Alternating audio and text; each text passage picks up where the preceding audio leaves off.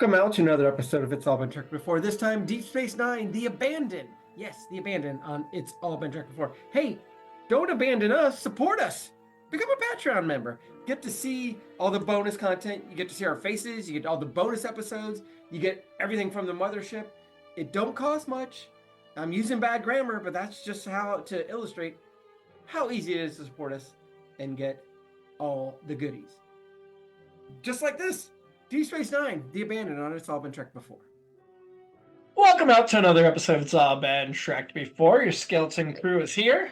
This is Steven. Jimmy-Jerome. I've heard rumors that Keith may be joining us, but he hasn't yet, so we're just going to proceed. All hailing frequencies are open. So They sure are. I mean, there's an infant over here that doesn't really resemble Keith yet. Interesting. But let's give it 10 minutes, and it might grow into a fully fledged Keith Jackson. That means, of course, we are talking about The Abandoned. Let's have your first impression. Not my favorite, I'd say, but there's enough interesting pieces here to keep me interested. Kept me interested. I like the B story, the A story, and I kind of alluded to this last week, but felt like even more of stories we've seen before. How many alien boys have we had that attached to our male characters? And especially, well, I shouldn't single out TNG because TOS did it a ton too. So it's a Star Trek thing. We've done it before. It's a little different. We do have a new, the Jem Hadar, spoiler alert, but hopefully if you're here, you watch the episode, which does add a different element to it. Although I think it ends up making that character one-dimensional, which might be okay because we talked about that's who the Jem Hadar are. I think it helps with Odo. It makes Odo's, it adds another little facet to Odo's character and some development there and stuff. So I did not love it, but I thought that it had a lot of interesting aspects going on. So Yeah, I didn't love it either. I do think we can say it is set apart from the other episodes that you're referring to. yeah, Because of what it does for Odo's character, which I guess we get that for Picard's character, whatever, in another episode. But because we really don't know much about the Jem'Hadar at this point, and it helps really fill in the gaps of what the Jem'Hadar are as a species. So I think that was really important to have at this point in the series. Really interesting for those like itching for more clues about the Dominion and the Founders and their lackeys, especially because the search was only a few weeks ago. And, we've talked about DS9 quickly becoming serialized, and I feel like this is part of that, even though this is a standalone episode. We need to flesh out this enemy that we're going to be fighting and facing for the rest of the show. But still, overall, I was mostly bored. So, I can't defend it too heavily. Good assessment. But yeah, I think there's some good elements to it. Yeah. We start at the beginning with Jake being all flirty with the Dabo girl while Quark is scowling about it. And the Dabo girl is kind of teasing them both. Her name is Marta, who we've heard about a bunch, or Marda, not Marta. Marda, yeah. Marda, played by Jill Sarer, best known for Spider-Man. She played a nurse in the 2002 movie Spider-Man and a train passenger in the 2004 movie Spider-Man 2. Yeah. As well as a hospital nurse in A Simple Plan, 1998 film. An additional crew for Miss Congeniality. Doesn't have a ton of credits. Some voice acting. Shrek Forever After, Oz the Great and Powerful. I would just recommend A Simple Plan. That was my favorite movie of 1998. Or I think it was that. Yeah, it was 98. The end of 98. Bill Paxton, Billy Bob Thornton, Bridget Fonda, Gary Cole, Sam Raimi movie before. Oh, that makes sense now that she was. That's why she was in the Spider-Man. They're all Sam Raimi's. She was insane. So she's a Sam Raimi actress. And I'll jump right into faction/perv corner. I feel like that opening shot is the most cleavage we've had. I mean, we've had the great Bill C's years of great. I'm trying to think of the right term. Not challenging cleavage, but a sneaky cleavage, and we've had the Duras boob windows. But I thought this was the most like. We're just putting them out there. And it makes sense because we've talked about the Dabo girls and that's what they do. And that's actually an aspect of the episode. And then Jake's hitting on her or whatever they're talking to her. And I was like, what is going on with Jake here? And then O'Brien kind of explains it a couple scenes later and it made a lot of sense. But don't they say that she's 20? Do they She's 20 years old. Yeah. Which Yeah, I don't know if the 24th century, 2016, is that big a difference, but I mean, I would think that's not quite great, but I also think we're yeah, on the frontier, and yeah, clearly they've connected on an intellectual level. He is 16, which isn't nothing. Like he's not 12. yeah. I don't know. When she filmed this, she was born in 1976, so she was about 18 when she filmed this. She looks a little older Okay. to me. Yeah, she But does. what really kind of bothers me most about her character is she's mentioned a bunch throughout the first two seasons. I don't know if she's mentioning it after this, but we only see her this one time. And I Yeah, feel like you've set up this reoccurring role as a and love interest for Jake. yeah, and then you I think you decide don't follow through on it. so that she's pretty cool. And I mean, and just because of all those things doesn't mean they're going to stay together. Obviously, in any world, but still, it feels like you've established all this. Give us a little more. Give us the breakup. Give us Yes. something.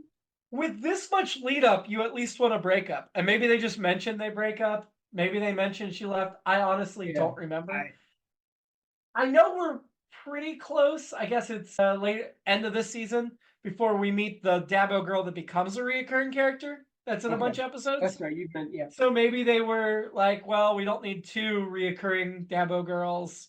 And Mhm. this other one is more interesting for a number of reasons. I don't know. I won't say I was eating up Marta. I wasn't like super eager to get a ton more of her, Right. but also like yeah, with the amount of buildup that Jake did towards her, I was disappointed this was it. Yeah. But yeah, well. So I did like her teasing them both that opening scene. She says her name is Busy when she's invited hit on by the alien high roller played by Matthew Kimbrough, Yes. best known Yeah. for Crocodile Dundee in L.A., Catch Me If You Can, American Beauty, The Limey. Got some good credits, but Oh, okay. Yeah, not like major roles in I those skipped things. over him thinking like, well, good career. Yeah, I mean, he's got about 50 credits. This is his only Trek, but yeah, it's not. Yeah, anyway, he was fine for the scene. But Yes. yeah, the ending of that scene is essentially that Ben Sisko's invited her to dinner, and Uh, I was a little disappointed to learn that it was just to get her to break up with Jake because I feel like again there's been enough lead up. If he wanted to do that, he could have done it already, and maybe he was hands off until it seemed like it was getting more serious. well, and there is the A and B storyline do kind of mix in the idea of they're growing up so fast, and because Cisco doesn't realize the man that Jake is, and Odo tries with, and I'm just gonna call him the boy because I think that's what he calls him, our Jem Hadar kid boy. I mean, it's just credited as Jem Hadar boy and Jem Hadar teenager. He There's no he is name. literally growing up fast, He is. but not mature or not maturing the way we think of becoming mature, the way Jake is. So I think I do like that counterpoint there. And hailing frequencies answered. Keith Jackson is here. Keith has joined us. He has suddenly matured from the infant to a full-grown Keith. Yeah, that's right. You didn't realize, Keith, that 5 minutes ago when we started this episode, you were a baby. Laying over there, we referenced it. I had something for that. I can't get there. We're obviously talking about the abandoned. Yes. Have we seen her yet? We've just heard her name a bunch of times. Okay. Yeah, I was surprised to see how it was playing out, even just with that. I was taking you could kind of feel the age difference off the bat, but it's just it was hard to think of, or it had been hard to think of Jake as being as old as he was even then, or he'd always felt, I guess, a little bit too immature up to this point to actually be with a woman who looked like that. And so in real life, he was 16 at this point, same age as the character. Mhm. In real life, the actress playing her was 18, but they said her character was 20. It's another one of the sign of the times things, I guess, or just I would not have guessed she was even. I would have guessed her like maybe mid-20s, mid to late 20s. Me too. It was just like, but regardless. Well, I thought maybe he was 20, but yeah. But no, it's that baby face. Yeah, it's just we'd always see him as sort of idly fantasizing like a 14-year-old boy about girls, but not really the idea of him actually being in a relationship of any sort like that.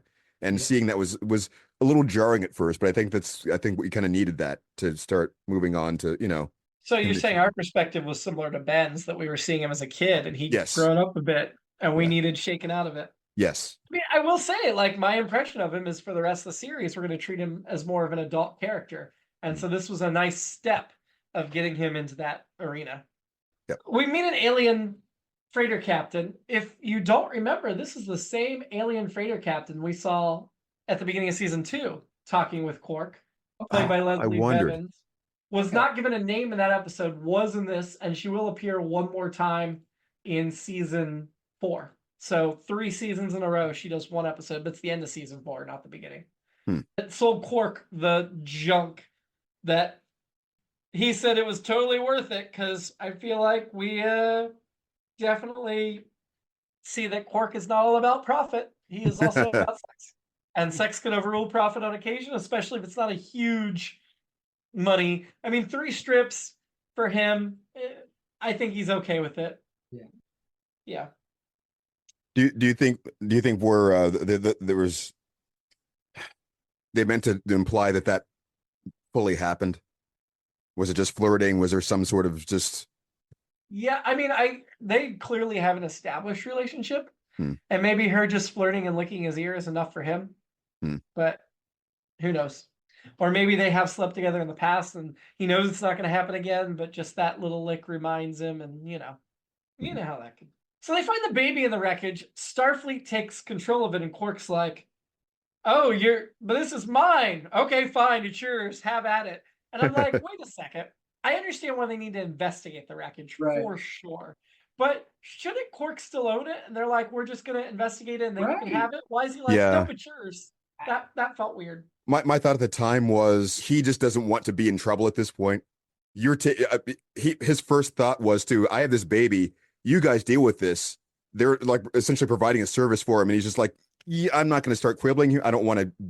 I'm just going to back out of this. Maybe we'll figure it out later. But yeah, for then it was just like, yeah, this is definitely worth the service of having, the trouble taken away. So before they take the baby, I really thought it was going to be like a Quark deals with a baby episode. And I was really intrigued. And my alternate episode is 3 Quarks and a baby. So it's Quark, Rom, Nog, and a baby? Nog, yeah. And handling the baby. But we obviously went a very different direction. I'm going to say unfortunately. But and ironically, I've never seen 3 Men and a Baby. Really? But you should definitely see it. Both. There's a sequel too. I was going to say, what? Yeah, there's the sequel. 3 Men and a Little Lady. Yeah. Benjamin Sisko sure loves babies. Speaking of babies. Look, it was so cute. Avery Brooks who directed this episode. Yeah. Him cooing over the baby was absolutely wonderful. And then, isn't it Kira he's talking to? And she's pointing out, yeah, but then you got to do this. And it's not all great. No, it was Dax. You're right. It was Dax, yeah. Mm-hmm. Which I'm glad that she was there to provide that perspective, because it certainly I was thinking I know it's her, but I love seeing Ben as a father. Right. I don't want to say jarring, maybe a little refreshing, and it shouldn't have to be, but it is, and I'm sure it must have been for the time period as well. Just you rarely see men get to be baby crazy in that way. Mm-hmm. And I was like, but then I was, it took me a second. I was like, yeah, this is something we kind of need to see more of. Well, black man. To bring race into it, but I think Space Nine has been talked about a lot for its portrayal of a single black father, and that level of it. If we just talked about 3 men and a baby, movie audiences went to see 3 white men cooing around the baby, but name another movie of the time where you had a black man cooing over a baby. And I think, it goes back to my whole idea for the whole thing for the episode is they grow up so fast. And so I think Sisko at this point reflecting on how much I love babies, and then later realizing how grown up Jake is purposeful. That was fun, actually, that little parallel. They got there pretty quickly and moved on to something else. But just for that moment of overlap, I was like, I see what you did there. That's good. quite get why Jake was so mad about his dad inviting Marta to dinner, though. Like it has been mentioned. That is definitely another episode when he's like, "I told you I was going to invite her." I swear we've seen that episode where he told her he was going to invite Marta if Jake did it. Yeah, I was actually surprised. I was surprised at the payoff of it. It felt like one of those things that was they're just. It would have been long enough ago. Where I thought they just let it drop. This is just a little flavor thing they threw into an episode randomly, and it's just gonna, that's I love that they actually followed up on that. I wrote, parents just don't understand. I mean, obviously. But then the very next scene, the baby is now older. He's 8 or 9. I did want to know why Ben Sisko bent so low to talk to an 8 or 9-year-old, where his face is down like knee level of the kid sitting on the bed. It's like, I get where you get on their eye level, but why are you so low on him? It didn't make sense to me. They said he was 2 weeks old. He can already talk and reason. That's pretty good. But they also quickly realized he was part of an experiment, and the baby was in a stasis chamber, which is why it wasn't growing or aging. And so that's part of the mystery. As soon as they actually, like a few lines before they said experiment, I remembered what the baby was. And was like, oh, okay, I get that. I see where we're going with this. But that's probably because I already knew that Jem Hadar were basically bred to be mature in weeks so they could get on the battlefield. I don't know if you remembered that, Keith, or I know Steven doesn't have context at all. When did you start to think Jem Hadar, or was it not till the reveal? For me or Steven? Both. Well, my problem is I kept thinking, I kept being distracted by, I'm still unclear on whether Jem Hadar is the name of the race or the class of what they do, or. It's the race. It's a genetically engineered species. It's interesting. I didn't remember anything about most of the Dominion storyline at all. I don't know what I'd been watching at the time, but it just most of it was like lifted right out of what I knew. And the founders are the ones that genetically. Yes. The changelings made them. Yes. So the Dominion will primarily be shown of these 3 races that we've already met. The founders, the changelings, they're in charge. Mm-hmm. The Vorta are like their diplomatic class, the negotiators, the people they send out to talk to the other species for them. And then the Jem Hadar are their soldiers, the ones that'll do the fighting to the death for them. That's interesting. So I don't know. I'll put the thought out there. You don't have to answer, obviously. I probably don't want to. I mean, I don't want to know if we're going to know anyway. But just 42. I guess I'm wondering about the logistics of how they created this race of beings. I mean, are they saying, are they just they found an already existing alien race and have started cloning them in a certain process, or are they like from scratch somehow? I mean, cloning is not the Jem Hadar. Cloning is something we'll get into with the founders, but the Jem Hadar, as far as I know, aren't clones. They are individuals. But yeah, I get the impression that they took a species and then engineered it, like an already existing species. I could be wrong on that front, but I think they're genetically engineered. But clearly they were made to mature really quickly, and then they also made them addicted to the substance, which we'll find out is called Ketracel White, to better control them and force loyalty. Which, man, that's pretty evil right there. Like, that tells you a lot about the founders without having to see the founders. I thought they mixed a bunch of midichlorians together. And they created Ketracel White is 90% midichlorians, absolutely. Little known fact. I don't think they named Ketracel White in this episode, but that is what it's called. We'll hear about it plenty, trust me. Once or twice. But it's funny Keith brought up cloning, because that is also something the founders dabble with, just not with the Jem Hadar. So yeah, well, I mean, it's kind of a sloppy term I was using there, I would say, but just along those lines of we've found an existing race that we're taking pieces of and doing something with, or is it just out of whole cloth, I guess, or would that even be possible? Because I mean, like, how would you even decide how it's going to look and all these other things, and Yeah, I think they just found the species that was good at fighting and then just refined it and made it more so. Makes sense. I really love the name Jem Hadar. Like, I don't know if it just sounds doesn't sound like, I'm sure it's a Tuckerization of something, but it doesn't sound like it is. Part of me thinks it sounds Arabic, which makes me think that, oh, is it racist? But I don't know. I don't know that it is, but it just seems like it's not. The Romulans were Romulus, Klingons were Klingis. No, but I like the name. Jem-Hadar, one word, not with the H, Jem-Hadar, not Jem Hadar. Okay. Jem-Hadar was a rank for a junior commissioned officer during the British Raj. It's Urdu in origin. Okay. Right? So the Urdu, hang on. So where is Urdu spoken? That is an Indo-Aryan language spoken chiefly in South Asia. So you're in the right track. Middle Eastern, not quite South Asian, but it's similar in that Indian area of the world, roughly. So yeah, Pakistani and India is where Urdu is mainly spoken. Yeah. All right. Well. Yeah, you're around that region. Yeah. My next note, Ben Sisko sure is prejudiced against the Dabo girl, and I was a little disappointed in him. Like I said, I think he's mentioned before he was prejudiced against her.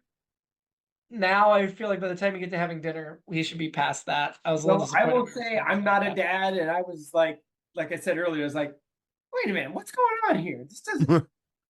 I was just as prejudiced as he was, as much as a fan of her as I was. I was like, what is going on here? And I was actually even worse than that because I was also I was both sides of it. Like, she's too old for him, but I was also like, good for you, Jake. and then Marta exposed me and Ben at the same time. Like, I'm not just a pretty girl. No, I think that's, and again, we're probably, I am, and I'm sure that a lot of us, whatever.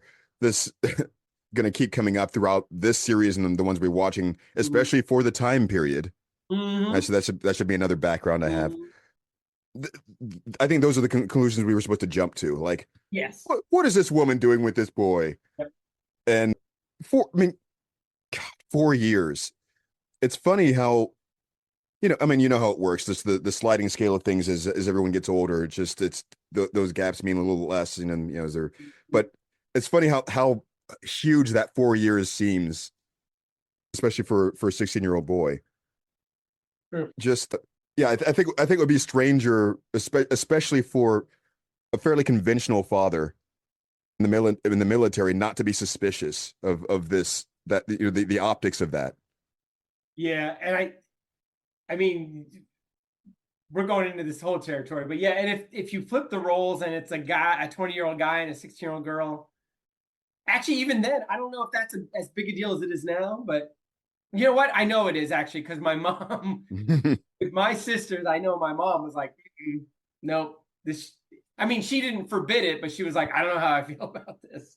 Well, I guess we got to think of the equivalent of if your son was dating an older woman that worked at a casino, right? That too. We're not the level of like stripper or pornography actress, but still, it's the environment she works in that Sisko may not approve of. Like, I don't want Jake hanging on corks. I don't want him around the gambling tables. That's immoral. That's bad influence. Whereas, of course, we find out she's a writer and she's very smart. Her parents are dead and her siblings have disowned her because they've judged a book by its cover based on her job. And she really like puts a shame in on Ben in that conversation. That was great. It was absolutely wonderful. Absolutely wonderful. I wanted Ben put in his place at that point. It was great. But I also really like the angle of, okay, I'm not even interested in what your job is because I just want to know my son. And you're telling me these things about my son. So all of a sudden your job becomes unimportant by comparison. And so it wasn't like, oh, I came around like after school special of I don't care about your job anymore. It was more like, oh, you're somebody that knows my son and knows these sides of him I want to see. Yeah. And then secondary, I like the side of my son. So if that son is attracted to you, there must be worth in you from that perspective. I think that's there. But I kind of liked the angle they took of how she was his window into Jake. Of his writing poetry. And he was a Don Jot hustler, which Sisko probably does not approve of. That's the side of stay away from corks. That I liked a lot, actually. All I could think of was New Jack City, HUSCLER, hustler. Yeah. when he was that's all I could think of. The as far as angles too, just the camera angle of cutting to Jake and shooting him those eyes like right that yeah, she got you that. Good. But okay, I was just remembering what I was thinking of. The cold open, what they were showing us there, it's not like we get to see what she does or what a double girl is supposed to do, and that should be troubling. Honestly, I mean that her job is to manipulate people in that way. And Right. if that's what that is, yeah, you should. Yeah, I think that's definitely part of it. Actually, I looked up Marta, or I was looking up her spelling, but one of the first things that came up was a Reddit from 3 years ago. Jake Sisko and Marta, was this socially acceptable? How old is Marta supposed to be? And then isn't Marta kind of a creep? I don't. But to what we were saying, like in the 90s, I don't think that would have been the conversation. I don't know that it has to be the conversation now, but also, my time might be off. It might have even been later in the 90s when I always point to the Friends set of episodes where Tom Selleck's dating Courtney Cox. He's 19 years older than her. And I feel like everybody was cool with that. Lots of people that didn't like me dating women younger than my last wife, they were totally on board with Tom Selleck, including my first That's just because Tom Selleck's attractive. If you're attractive, the rules don't apply to you. Yeah. I love that you're implying that Steven isn't when you say that. Just like I was not implying that at all. When you say that, well, that's because Tom Selleck was attractive. If you're attractive, you can get away with a lot. Look, I was not insulting Steven, but also Tom Selleck might be on a different level than most mortals, right? Yeah, that's true. Just to bring it full circle, my first ex-wife, Tom Selleck's one of her. He might be her JLD for me. Might be Tom Selleck. So. I feel like he and I are in the same region with her. Because she actually, put up with me for a long time. Well, there's also the thing where Courtney Cox Monica was being portrayed as an adult that's well on her own at this point, and so many things have happened. And that makes it different. Yeah, for sure. The other thing about that story was the Sisko and O'Brien bonding over dad stuff. I mean, we kind of got that in an earlier episode this season where O'Brien came to Sisko about marital advice or to help with his marriage. I like getting more of that relationship, but it does feel like it came out of nowhere without setup, doesn't it? A little bit. Just because they're the only dad. That's the only dad Sisko knows. I'm going to go to O'Brien. I think there's that, and I just love. I felt like it was more of an O'Brien's. I don't know if it's because he's a salt of the galaxy kind of person or whatever, but this was really fun, O'Brien, because Keiko's not around and he's just talking like, oh, here's what's going on. Because I feel like he explained like, how do you not know this? But so I really enjoyed O'Brien there. And then I think we see Quark at the beginning and I'm like, it's 3 men and 3 Quarks and a baby. Then we see O'Brien, I'm like, this is great. And then they're done. They're gone. I don't think either of them show up again. I guess, for production wise, it felt sort of like, well, here's something for him to do. Yeah. And maybe forced in that way, but at the same time, it also came across more casually to me, more like they're happening to speak to each other more because of circumstances. Maybe it's more of a water cooler kind of incidental meetup, but these subjects are coming up, and now they're becoming more comfortable talking about them with each other. That's me. Jumping back quite a bit to the Odo plot. So Odo has his own quarters now. They mentioned that he's got a belt, which I don't think we talked about, but now he's all of a sudden got a belt he wears with his uniform. But with his own quarters, they mentioned it was so he had like private space to try turning into things, but I felt like it should have, in my mind, it's like, no, he had to get his own quarters because he always slept in his office. Now it's Eddington's office. Or he has to share it with Eddington. So it's no longer his private space. Even though, obviously there are other reasons why it's good for him. He doesn't even sleep in the bucket anymore. It's now a pot for the plant Kira brings. And that exchange, I mean, I think we already knew that he had a little bit of a crush on Kira. But after that exchange, he's got a crush on Kira. Where he's just like, oh, you're always welcome, Major. Let me find a special place for your plant. I'll put it in my bucket, which has all the sentimental meaning to me. If she doesn't realize he's crushing on her yet, she's blind. Or willfully ignorant, which is fair. Hey, she forgot she was a Cardassian last week. I'm Yeah. I'm getting I don't know. I'm getting the impression that they've been promoting the angle that she might have a crush on him as well, or at least there is some affection Yeah. that has grown since the first season. I think she sees him as a close friend, but I could just be projecting things. Right. Well, and at the least, if this sets up the last scene, which I thought was the two of them in that last scene was great. Where he told her that she was right and all that. Yeah, yeah. I was just like, and Yep. I guess we're about to get into some of that, but I know I jumped ahead. We'll come back to that, but I really love that. You are an Odo and Kira shipper. There are stories coming up for you. That's all I'll say in that regard.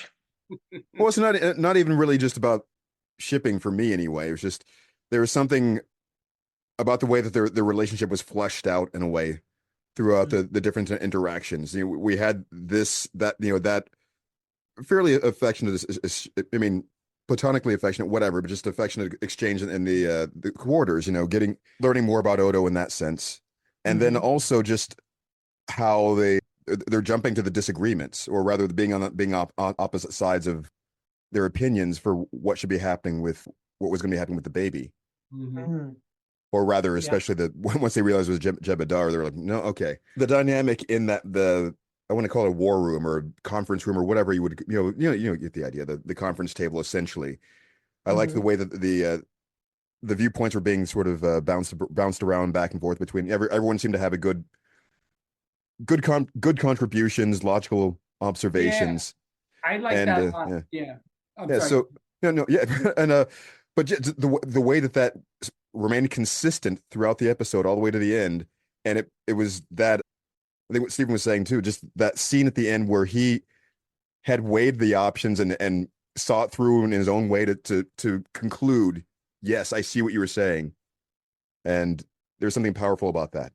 And we had a lot of these on TOS and TNG, but I thought this was really good. We had a few earlier in DS9 too, where I thought, I think I said it. I felt like there was like, okay, the writer is like, this is one idea, and this is it. But this felt more naturalistic to me. And when Odo started talking, I'm like, wow, this is a load of, come on, buddy. This is for the episode. But then I was like, all right, you sold me. Which for me, and maybe I'm just a dope, but it sold me. And then when he comes back around at the end and he's like, you know what? I was wrong. I was like, okay. Yeah, you know what? Me too. You sold me on it, but you're changeling enough to admit that you were wrong. Respect. Well, speaking of the writers, this was written by D. Thomas Mal and Steve Warnick, and this is their only IMDb credit, either one of them. So, wow. Yeah. Interesting. No teleplay by, like this was all them, apparently. Like Odo's characterization of he knew Starfleet was going to study the Jem-Hadar, and he was deeply offended by that. I also like that Bashir backed him up, but given Odo's backstory, they already know that he was studied. I mean, I understand why he offers to take custody and really connects with, I don't want him to go through what I went through. Even if they're benevolent, it's still prisoner studying the subject. Although I wrote down at that point, isn't this decision above Sisko? Sisko should be able to grant the custody. And I guess that comes back later when Nechayev, love that we dropped her name again, takes him away against Sisko's will, because it should be above Sisko's head, right? Like this is a commander can't overrule the captains and admirals. I like that he did what it did seem like he genuinely did what he could. And absolutely. It might have worked out. Who knows? Oh, and that whole line about Nechayev won't like that, but it has the virtue of being the truth. I liked that line about, I tried to stop him, but I couldn't. Like, he doesn't fight them, but yeah, he realizes he can't stop them, and let's just not hurt anybody. Yep. By now, we have the Jem-Hadar as a teenager, and as a teenager, he was portrayed by Bumper Robinson, best known for Enemy Mine, the 1985 film where he played Zamis. Who was Zamis in that film? I don't even remember. Obviously not the lead. Oh, I think he was the kid. I think he was the kid alien in that film. Oh, that makes okay. Also, Brother Bear, the animated 2003 movie. Ben 10 Omniverse, where he did a bunch of voices in 70 episodes. Nice. And voicing Cyborg in Justice League Doom animated. He's got 181 credits, mostly voice acting credits. So yeah, he's got lots of work. I brought this up during the this Patreon, folks. during the adaptation or the writer credits, but yeah, this probably doesn't apply here. Hey, that was legit during the writing credits. It really is only one, and that it certainly does fit there. There's something Cisco. I feel like I'm going to be jumping around here too much, but there were a couple things that we got that I really like.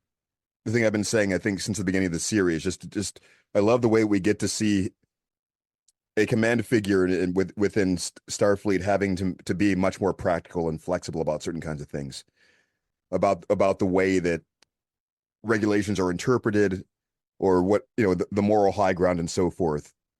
So much more of a greater good version of the moral high ground than sticking to some principle and going For example, the line I'm thinking of, I don't know, maybe my first or I don't know, second, third, whatever favorite, when Garrick was pointing out that he was being extorted, and just Cisco is just sort of that brief pause where it's like, yeah, that's what this is, and just done. We talked about that last week. That's what that was. That's last week. Right. Yeah, back to the original series feeling of being on the frontier, so you're not as connected to command. Yeah. Yeah, we are going to get your thoughts on last week as we get to the rankings, but let's finish. I forgot first. That was it. Yeah, no, that's okay. Jem Hadar wants to fight because that's what he's bred to. The scene of Odo trying to teach him to smile. Oh my God. Ridiculous. How is that not it's probably is a meme somewhere it needs to be. I kind of almost expected the Jem Hadar to have a logic breakdown when Odo is preaching equality and Odo's a changeling and the changelings are infallible, but Odo's making a mistake, so he's fallible, but they can't be fallible and does not compute. Kira really comes across as speciest, so that's why I did not enjoy as much the resolution where he's like, you're right to her at the end, because I feel like we've already done so many episodes that take Kira away from being speciest against the Cardassians, and now all of a sudden she's speciest against the Jem Hadar, and I expected a little bit better of her there. I will say this for that, I'll get to that aspect, but one of the things I did not need another, and I wrote cue up Cats in the Cradle again, because the father and son getting together, even though it's really a father figure and a son. Cats in the Cradle, the silver spoon. But what I did like is that, guess what? It didn't work out this time. The Jem Hadar. Yeah. And nice try, Odo, but it didn't work out. And so so that I will give to Kira on that level. Because I don't know if she's I don't know. Now I'm the speciest where it's like, well, if you're right, does it matter? See, yes. I don't think that. And again, I don't know. And I should be fair. This is just one Jem Hadar that they found. Well, no, do they all develop this fast? Yes. Okay. All right. Well, then, yeah, she's right. They're all the same. All right. No, I don't think it was even her arguments at the time. What she and Dax were essentially saying, I don't think they were being specious. It was just this is like a biology experiment. They have everything mapped out right there, and they're watching it happen. And you could see the way he was behaving in response to everything they were trying to do, and it was something that came across to the two of them fairly quickly. How that was going to play out. And so I don't think it was about him being, oh, he's one of these. He's because he looks like that or he's that. It's because this is specifically what they were made to do. And I think in the scene where he gets out in the real world, I think we see plenty of things, Star Trek world and otherwise, media or otherwise, real world, where somebody is in a situation where they feel closed in on an attack and they react. But he was the aggressor. He was moving on everybody. They weren't moving on him. So I think they were doing their jobs actually too, but yeah. Well, and also we got to, and this is one of the best things about the episode, and something very, very crucial was we got to watch Odo. That they didn't skip. I mean, they didn't skip the steps. Odo got to go through and have the conversations he needed to have, ask the questions. How are you feeling about this? What do you want to do? what do you no, I'm giving you permission to get to tell me exactly what you want to do. How's this working out? Those kinds of things. And he could not. I mean, did they ever give him a name? Just the boy, No. the alien, that's something. Jimmy-Jerome. Yeah. We got to see the simulator, him just never tiring, just kept upping the ante. That's all he wanted to do was fight. Yeah. And that wasn't going to be a very good existence for him. And he realized it himself that this is not what I want to do. I want to go where I can be free to do this thing that I want to do. Mm-hmm. And he's not going to be not someone who could probably fit into society there very well at all. And No, I mean, he kind of rejected Odo there at the end. Yeah. So with the way they create their Jem Hadar, is that why he was able to have a language and everything as he developed? This is programming essentially. Yes. Okay. Yeah, they don't want to spend time educating their Jem Hadar. They have engineered them so they come out, they quickly are ready to fight. They don't need education beyond basic logic and reasoning that a warrior would need. And then yeah. So is this a kind of like, I don't know if it's a commentary on indoctrination, like is happening on our college campuses right now, where students are being indoctrinated in the leftist ways. Yeah, that's basically this Jem Hadar. This is him going to college for 4 years in an hour. Coming out ready to fight against the real Americans. Yeah, they just program it in right away. Yeah. Oh my God. No, I like where we're going with that, Stephen. It's just that's yeah, we need to change this country. No, not that. Oh, not that. Okay. No, the point that you were starting to make. Yes. I think there are some other important allegories that they're bringing up that you don't really get to see as much in Star Trek, because a lot of the point is to show to try to convince people of the other way of that's right. Look, here's what these oppressed people are going through. Look what you're doing.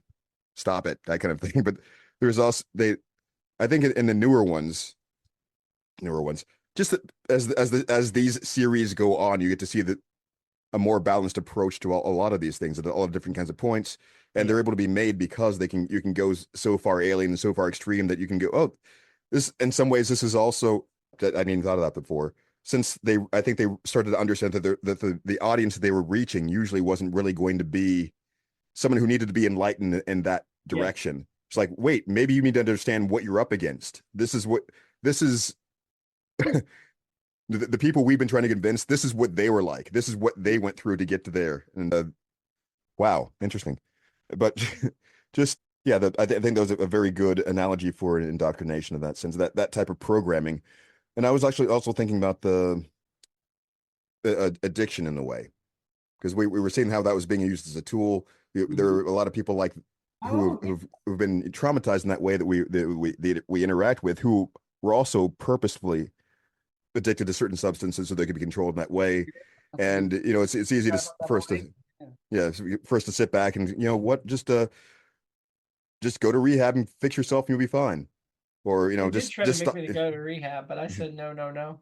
Yeah, just like the Jem Hadar. But those things are so deeply rooted in there. It could probably seem almost insurmountable to them as well.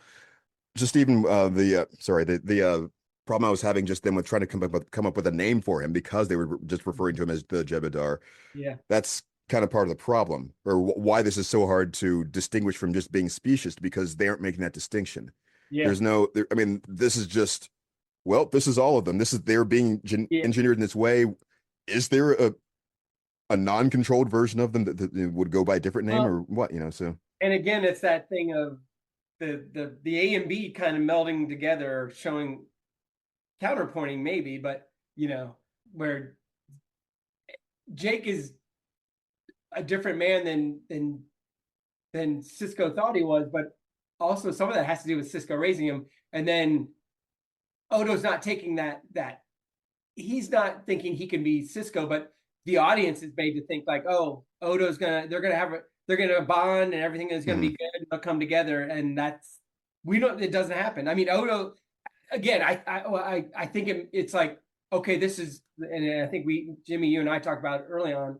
It's like, oh, we learned about Odo, and that's the big thing. But we also learned that probably the Jem Hadar, there's no changing them. This is the way they're programmed, and I think that's where Dax and Kira are coming from.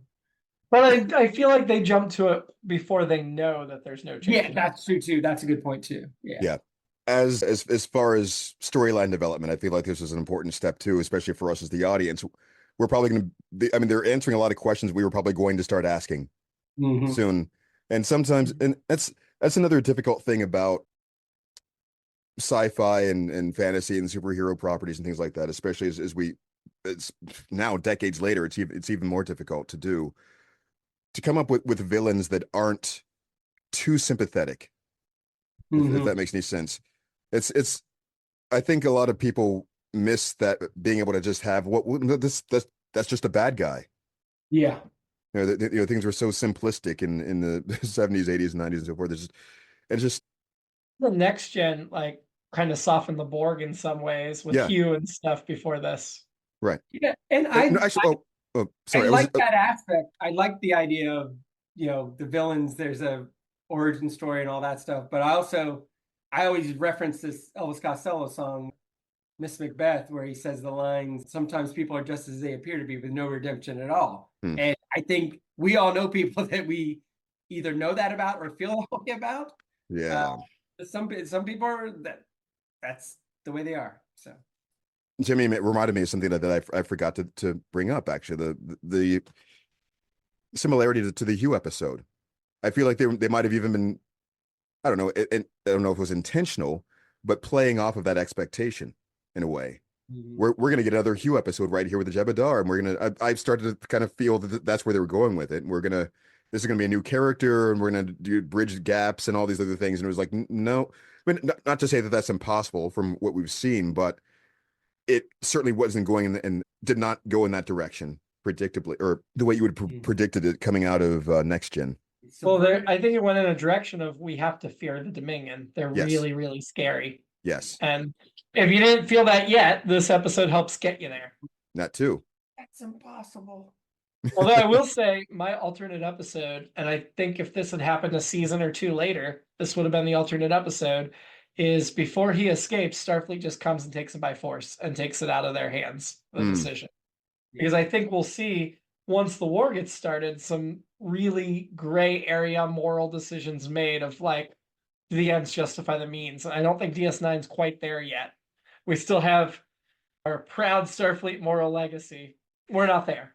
But yeah, I think later in the series, Nechayev would have been right there taking him away. Well, and just to beat this dead horse, I think when at first Odo and I can't remember, I think it's Dax's. No, is it somebody else is with Odo in the sense of like, well, he's a specimen. Bashir. Bashir, I'm sorry. Yeah. I was like, yeah, and I feel like I was like, yeah, exactly. We can't do this, but then at the end, it's like, you know what? Maybe we should. Or at the very least, he should. Excuse me.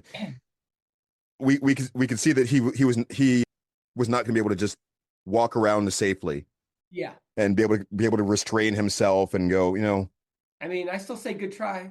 Good try. Yeah. Yeah.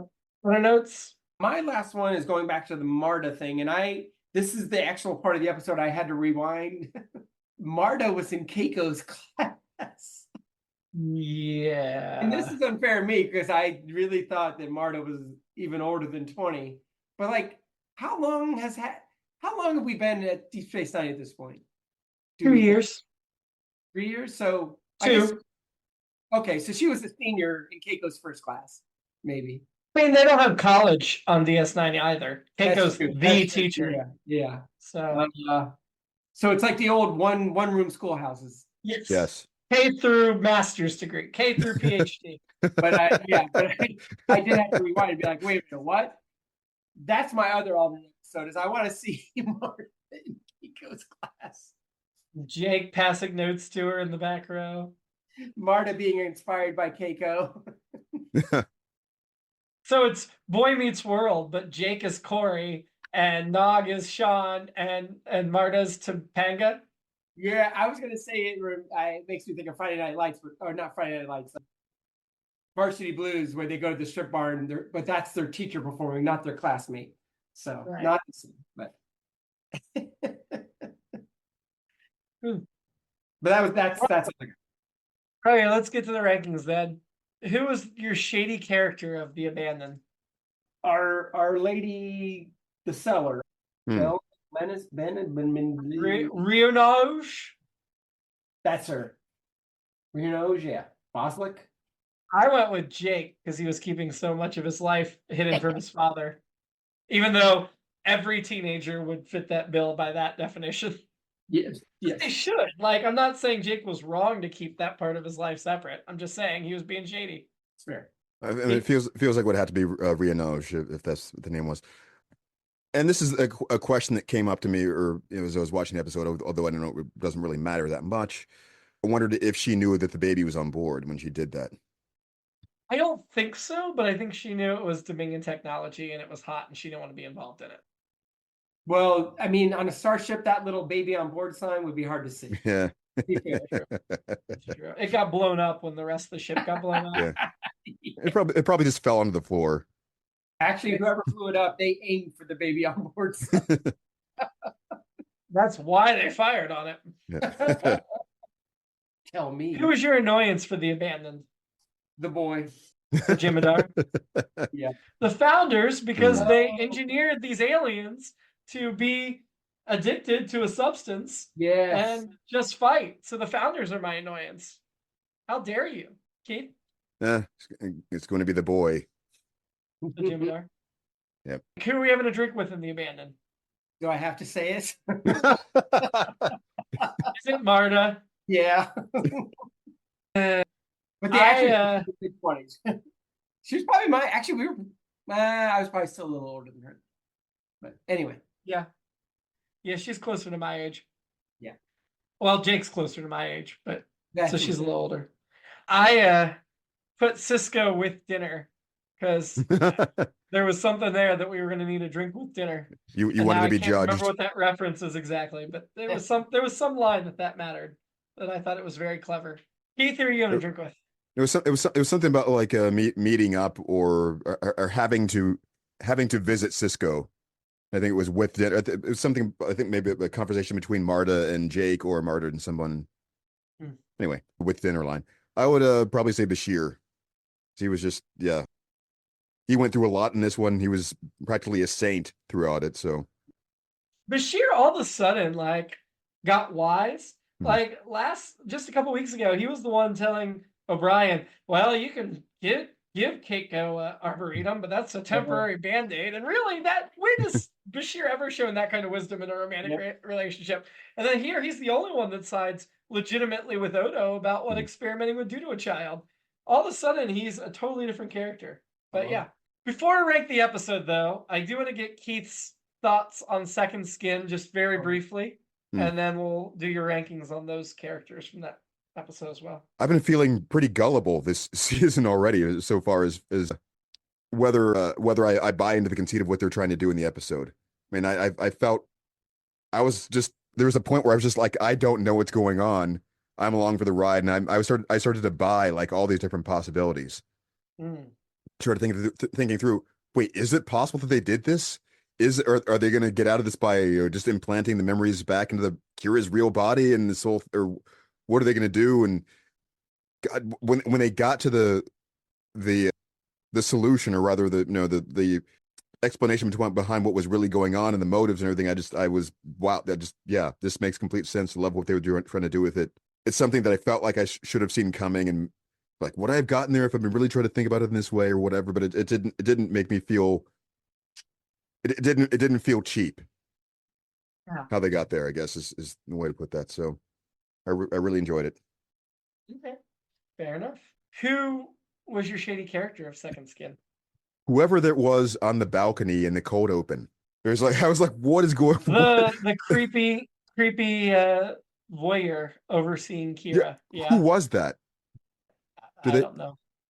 It felt like they were making it. They were trying to make a point of setting up a red herring and going, look at this person up there. This is all. It's all because of them. It's like, okay.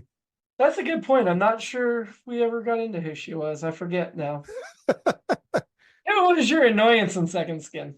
Ooh, That's a tough call. I was actually, so much of that's been flushed out of my head right now. I guess let's go with Ileana's supervisor. And Okay. that's really the only thing I can go with at the moment. That was Stephen and I's shady and annoyance. Yeah. And tech. Who are you having a drink with from Second Skin? Oh, probably Ileana's father in this one. That's pretty Legate. rough. Yeah. We liked him.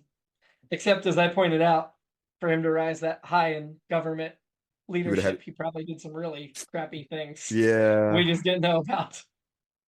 I think Kira's responses to him vindicated a lot of those things, and I think it was just very satisfying to see her be able to react in that way.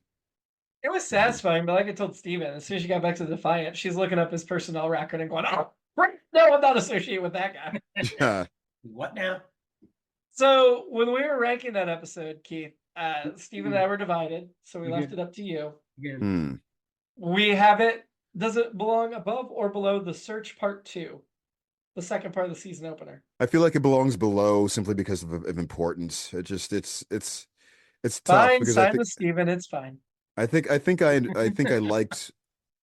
No, I mean, I think I enjoyed watching all the characters in this one a little bit more, but it just. Okay. I think the revelations that came through in the search. Sure. Well, below that is Equilibrium, and we both had it above that. Ranking this episode above or below Second Skin? Below for me. Yeah. Okay. Above or below Equilibrium? Above.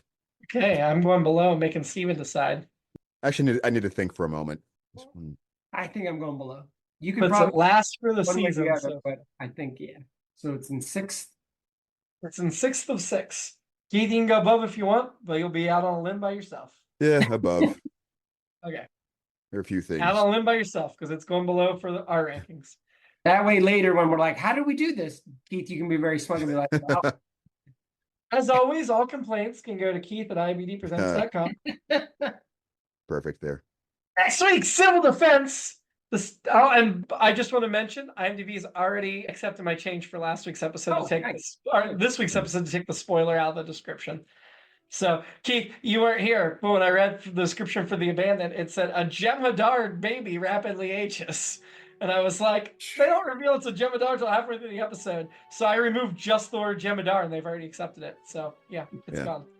Now it's just about a baby rapidly aging. Anyway, I was amazed on that subject. I was amazed that I had forgotten so much of the synopsis from the prior episode with Kira, because they pretty much laid that one entirely out too, and I hadn't even it wasn't until I got to that point I was like, oh yeah, they told this was going to happen.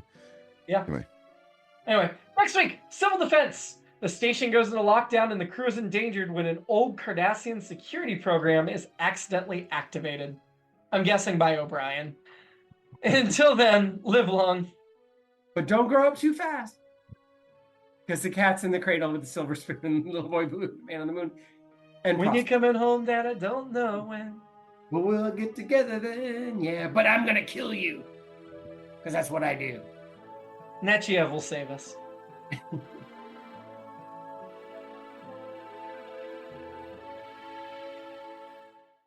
It's All Been Done presents Who's Got the Time?